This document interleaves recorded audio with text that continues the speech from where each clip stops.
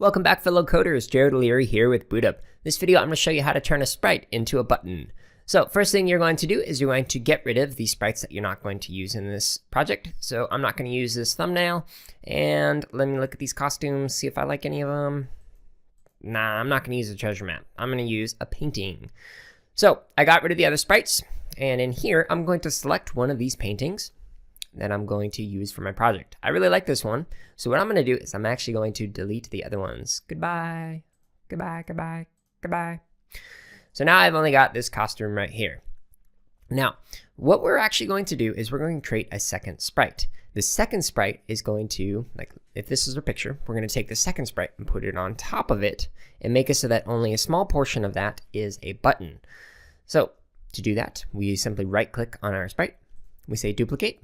And you'll notice that we've got two pictures. They're not right on top of each other. They're kind of off center from each other like this. I just bumped the microphone. Sorry. Hopefully that wasn't loud. And you'll actually look right here. The coordinates for this are at -35, -50, and this one's at 0, 0. So what we want is to set these to 0, 0. So that way it goes to the center of the screen. And now we have two sprites, one on top of the other. Cool.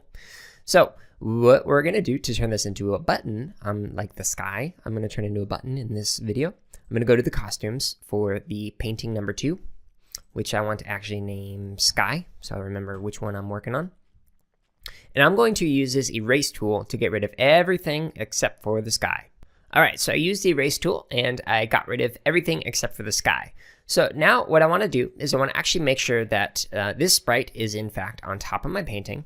So I'm going to just click on this to make it go to the front. So that way, instead of hiding behind it, puts it on top. And I'm going to make it so that we actually change the color whenever you click on the sky. So we go to events, and when the sprite is clicked, it's going to change the color. So I'm going to go make this full screen so you can see what this is going to do. So when I click anywhere on here on the sprite, it shouldn't do anything. But when I click up here where the sky is at, it's going to now change the sky color. Pretty cool. Okay, so what you're going to do is you're going to create many duplicates of this. So maybe you'll have 10 different duplicates of this. You're going to make sure that it goes to 0, 0. You're going to delete everything that you don't want to have as a button, and then you're going to make it do something when you click on the different parts of it. So maybe you'll make it so that this person talks. Maybe you'll make it so that her eyes change colors when you click on them. Maybe you'll make it so that you can shake hands with them. I don't know. All sorts of other stuff.